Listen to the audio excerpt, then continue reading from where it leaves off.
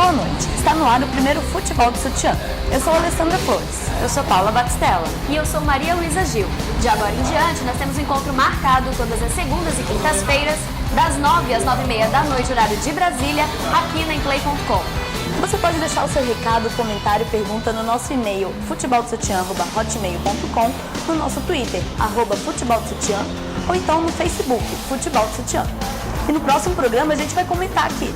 E a gente queria aproveitar para agradecer a Silvana, aqui do Pelé Arena Café e Futebol, que cedeu esse espaço bacana pra gente fazer as gravações. E a nossa estreia está imperdível. Você vai curtir uma super entrevista com o goleiro Alexis do Avaí, que foi convocado para disputar o Mundial Sub-20 com a seleção brasileira. E de quebra, uma entrevista com sua esposa Sara.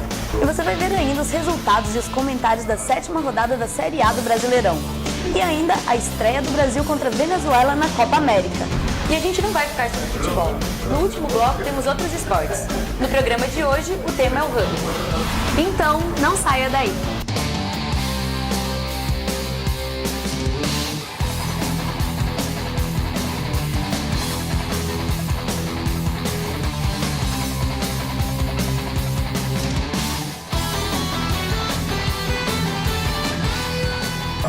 Bom, meninas, então vamos ao que interessa, a Série A do Campeonato Brasileiro. E o Vasco, que perdeu por 3-0 pro Cruzeiro em casa, hein, Paula? Que feio. Pois é, o Cruzeiro foi lá em São Januário, conquistou os 3 pontos, sob o comando do Joel Santana, mantendo 100%. Um gol do Leandro Guerreiro, outro do Montilho. O último de pênalti do Roger, que entrou bem no finalzinho do jogo, só para fazer o golzinho ali. Mantiveram 100% do Joel Santana, mas o Vasco ainda se manteve ali na 9ª posição, tá ali próximo ao G4. A grande ironia desse jogo é que o Papai Joel, tão queridinho da torcida vascaína, foi a São Januário e ganhou de 3-0 do Vasco. E agora vamos falar do time que não anda bem das pernas no campeonato, tá aí meio que capengando. Como é que foi o Curitiba? Como é que ele tava lá? Então, Curitiba e Ceará, Curitiba ganhou de 3-1 do Ceará, e os dois times que estavam super bem na Copa do Brasil, né, agora estão mais ou menos aí no Campeonato Brasileiro. Mas foi um jogo meio truncado ali no meio de campo, ficou sempre no meio de campo, com muita jogada aérea. O Everton Costa, que pra mim foi o nome do jogo, ele fez um gol aos 34 minutos, já tinha sido feito um gol aos 31, tava 2-0, e é o segundo jogo do Everton Costa como titular no time, né. No segundo tempo, o Léo Gago, que é o grande nome do Curitiba, que estava super bem na Copa do Brasil, fez um gol também, estava 3-0. E no final do segundo tempo, Ceará fez um gol, um Washington, que foi no final expulso. Ele tinha machucado o supercílio, estava até com uma touca para ver se estancava o sangue. E ficou nisso, 3-1 para o Curitiba. Boa vitória, né, sobre o Ceará. Saiu da zona do rebaixamento. Por falar em time que estava de mal com a torcida, a torcida do Flamengo estava aí criticando o Ronaldinho Gaúcho, falando que ele não estava rendendo, que ele tinha que render. Como é que ele se comportou no último jogo, Malu? Ele fez 2 gols, né? Mas o curioso é que a torcida do Flamengo nunca tá contente com nada. Ele jogou os 30 minutos finais do jogo contra o Atlético Mineiro, ele jogou bem. Ele participou legal do jogo e já estava começando a dar indícios de que ia melhorar. Só que a torcida nunca tá convencida, né? Agora nesse jogo tá tudo em paz e amor, voltou aquela paixão pelo Ronaldinho Gaúcho. O problema, na minha opinião, é que o Ronaldinho Gaúcho, ele é o terceiro nome do jogo. Tem 2 pessoas que fizeram diferença antes dele. O primeiro foi o Williams, no meio campo, ele pegou todas, dava muita segurança pro time. E o segundo foi o Negueba, que entrou no segundo tempo para fazer todas as jogadas de ataque. O Negueba, muito bem. Ele que já tem essa característica, né, de dar um ritmo mais rápido pro jogo.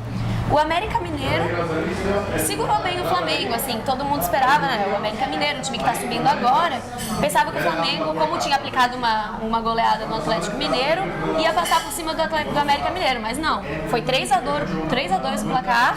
E o América Mineiro, com um jogador muito interessante, que é o Amaral, cobrando faltas muito bem, o América Mineiro fez os seus 2 gols. Mas, né, o Ronaldinho Gaúcho garantiu a vitória depois no finalzinho. O ponto negativo do jogo, pra mim, foi o Leonardo Moura, o lateral, que sempre foi um jogador muito amado pela torcida. Dessa vez ele saiu vaiado, não jogou o que se esperava dele. E por falar em Flamengo, corre na boca pequena que o Kleber não jogou contra o Atlético Goianiense, porque tá sendo ali, tá aquela negociação, aquela coisa. E se ele jogasse, ia ser o 7º jogo dele. E se jogou o 7º jogo, não pode mais ser negociado no Campeonato Brasileiro. Mas mesmo sem o gladiador, o Palmeiras mandou bem, foi lá, buscou os 3 pontos, emplacou os 2-0 em cima do Atlético Goianiense, um gol do Marcos Assunção, outro do estreante, do Maicon Leite, que veio do Santos agora, estreou muito bem, saiu aplaudido de campo, aplaudido em pé. O Palmeiras, mesmo sem o gladiador, foi bem, buscou os 3 pontos e segue ali no G4. Bom, e nós já temos um novo líder, né? O Corinthians está invicto junto com o Flamengo e ganhou do Bahia por 1-0, né, Paulo? Pois é, o Corinthians sofreu uma pressão danada do Bahia ali no finalzinho do segundo tempo. Foi, se não fosse o goleiro Júlio César, que fez 3 defesas muito boas, mandou muito bem. O Corinthians não saía com os 3 pontos lá de Salvador. Com um gol de pênalti do Chicão ali no primeiro tempo, sem muito brilho. O Corinthians conseguiu chegar, alcançar a liderança, contando com um tropecinho do São Paulo ali. E o Júlio César, né, agarrando desse jeito, não vai dar chance pro Renan nunca, né? Não vai ser dessa vez que a gente vai ver o Renan agarrando pelo Corinthians. E outro time que vem com ritmo bom, principalmente dentro de casa, é o Figueirense, né, Leca? O Figueirense está jogando, convencendo a torcida dentro de casa, 100% de aproveitamento dentro de casa. E ele chegou a entrar no G4, né? E saiu no dia seguinte, tirou aquele gostinho de Libertadores. Tirou. O Figueirense está precisando ganhar fora de casa também. Foram 3 partidas, apenas 1 ponto no empate contra o Vasco, com um gol no final do segundo tempo, né? Bom, e o Santos que veio desfalcado, né? Sem o Neymar, sem o Ganso, sem o Elano, que foram disputar a Copa América. E o Figueirense dominou o jogo durante os 2 tempos, acertou uma qualidade de toques de passe. O Aloísio, que fez 2 gols, saiu venerado pela torcida. Ele jogou muito, correu até defesa, fez falta até por causa disso, marcação até a defesa. E ele fez um gol aos 5 minutos do primeiro tempo e logo aos 6 minutos do primeiro tempo também o Santos já fez outro gol. Com o Richelli, que estava substituindo o Neymar, né? Mas eu acho que faltou para o Santos o Ganso. O Ganso fez falta no Santos ali no meio do campo. Ele que arma a jogada, que ele dá qualidade ali no meio de campo, faz toque de bola, faz lançamentos. Ele fez falta sim. E aos 31 minutos o Aloísio fez mais um gol, né, que foi uma sobra do chute do Igor. E foi isso, 2-1 pro Santos, pro Figueirense. E o Figueirense continua invicto dentro de casa. Um outro time que vinha muito bem no campeonato, estava com 100% de aproveitamento, era o São Paulo, estava ali na liderança. Não tinha tomado apenas um gol. Depois que perdeu para o Corinthians 1, agora perdeu para o Botafogo de novo. E agora? Como é que está o São Paulo? Como é que ele anda aí no campeonato? Não dá pra entender o que tá acontecendo com o São Paulo, sinceramente. Ele acabou de sair de uma goleada sofrida contra o Corinthians, com direito a frango de Rogério Ceni, e não é que acontece de novo. Segundo gol do Botafogo, aliás, o Botafogo ganhou de 2-0 dentro do Morumbi, e o Morumbi vazio, 8.000 pessoas só, né? Não é o que se espera num jogo entre Botafogo e São Paulo. O Botafogo, o primeiro gol foi do Herrera, cobrando pênalti, porque o Louco Abreu tá fora, né? Ele tá na seleção uruguaia, que vai disputar agora a Copa América. E o segundo gol foi um chute cruzado do Elkson, que o Rogério Ceni deixou passar. Ele aceitou. E agora, né, a grande ironia é que um time que não tinha sofrido gols no campeonato, nos últimos 2 jogos tomou 7.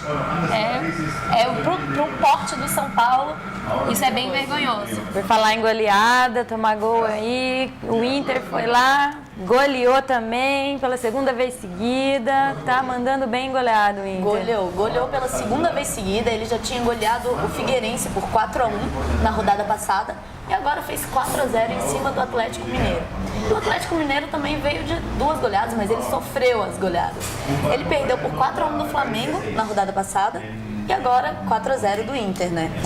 O Inter que não estava muito bem no campeonato, né? Agora, depois dessas 2 goleadas, começou a convencer. Falcão tá agora de bem com a torcida também, tá indo bem. O técnico do Inter, né?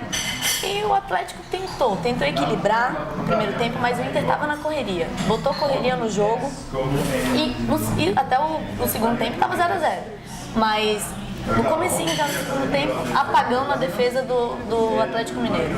Foram 2 gols de uma vez, rapidinho. E depois, mais tarde, mais 2 gols aos 30 minutos, mais 2 gols do Inter. E o Oscar, que vai agora para a seleção sub-20, ele junto com o Juan, que são do Inter, para mim foi o nome do jogo. Jogou, participou, fez toque excepcional pro gol. Fez gol também aos 34 minutos do segundo tempo. E foi isso, 4-0 pro Inter, goleada. Outro que conquistou uma goleada foi o Fluminense. Os Atléticos estão mal mesmo. O Atlético Paranaense foi lá, sofreu goleada do Fluminense, não é isso, Malu? Então, o Atlético Paranaense foi empurrado de vez para a lanterna, o Avaí trocou a mão agora, passou a lanterna. Passou a lanterna. O Fluminense ganhou de 3-1 no jogo da possível despedida do Conca. Ele está sendo assediado pelo futebol chinês, uma proposta irrecusável, 12 milhões de dólares, mais de 20 milhões de reais. Por mais que ele tenha aquela empatia com o clube, por mais que ele goste do Fluminense, é muito dinheiro para ele ficar. Ele não quis a entrevista, deu uma desconversada, a torcida pediu para que ele ficasse, mas já foi aquele clima de despedidos. Os jogadores no final do jogo já foram cumprimentá-lo, dando um tchau já. Falando do jogo, o Fluminense dominou, assim, o Atlético Paranaense está sem entrosamento, está numa fase ruim. O Adilson Batista pediu demissão no último jogo e até agora nenhum técnico aceitou comandar o Atlético Paranaense, que precisa de reforços, mas como que vai vir reforços se não tem um técnico para pedir reforços? Então o Atlético Paranaense alguém precisa bater na mesa e acabar com essa crise. E o Fluminense nisso vai ganhando e vai se estabelecendo, vai ficando de bem com a torcida. O jogo foi 3-1, 2 gols do Ciro, um menino de 22 anos que está há um mês lá nas Laranjeiras, veio do esporte. Ele entrou porque deu sorte, né? O Fred está na seleção, o He-Man, que é o substituto do Fred, está suspenso. E o Ciro, emocionadíssimo, jogou super bem, fez 2 gols, foi comemorar com a torcida, estava todo bom. E o Avaí mostrou também que não está morto nesse campeonato, né? Fez um empate ali, que quase ganhou, empatou no finalzinho, meio polêmico a arbitragem do jogo, né, Paulo? Pois é, Leca. Esse jogo foi a polêmica da rodada. Erros da arbitragem que influenciaram muito no resultado da partida. Teve 2 jogadores expulsos, 2 gols do Grêmio anulados, um pênalti muito simulado do Escudeiro contra o Avaí, que mudou completamente, tirou a vitória da mão do Avaí, a primeira vitória dele no campeonato. O Avaí já entrou com outra postura, né? Já tá com outra postura, tá todo mundo vendo. Ele que joga contra o Bahia em casa na quarta-feira. Vamos ver como é que vai ser, mas ele já deu pra ver que tava com outra postura. E tava ganhando até os 49 do segundo tempo, quando aconteceu o segundo gol, né? Pois é, e uma coisa que tá virando corriqueira no futebol brasileiro, que é a arbitragem influenciando mesmo no resultado dos jogos, né? E a gente viu, né? O Renato Gaúcho acabou o jogo, pediu demissão, ficou emocionado na coletiva. Ídolo do Grêmio, né? O Grêmio não titubeou e foi buscar logo no rival ali no Beira-Rio o técnico, surpreendendo todo mundo, né? Porque ele chamou o auxiliar técnico do Falcão, o Juninho Camargo, para assumir o lugar do Renato Gaúcho. Para encerrar, depois dessa 7ª rodada, vamos ver como é que ficou a tabela do Campeonato Brasileiro. Atualizando a tabela depois da 7ª rodada, o Corinthians assumiu a ponta da tabela, ganhando o Bahia por 1-0. E o São Paulo, que era o líder, perdeu para o Botafogo por 2-1 e agora está na 2ª posição. Já na parte de baixo da tabela, o Avaí, que empatou com o Grêmio em 2-2, largou a lanterna na mão do Atlético Paranaense. O Atlético perdeu para o Fluminense por 3-1 e assumiu a lanterna do campeonato. Já o Curitiba ganhou por 3-1 do Ceará, saiu da zona da degola e deixou o Ceará ali na 17ª posição. E o Flamengo, que se mantém invicto ainda depois de ganhar por 3-2 do América Mineiro, deixou o Coelho dentro da zona de rebaixamento. O Palmeiras ganhou do Atlético Goianiense, segue firme no G4 e deixou o Atlético Goianiense ali na 16ª posição, no limite para a zona de rebaixamento.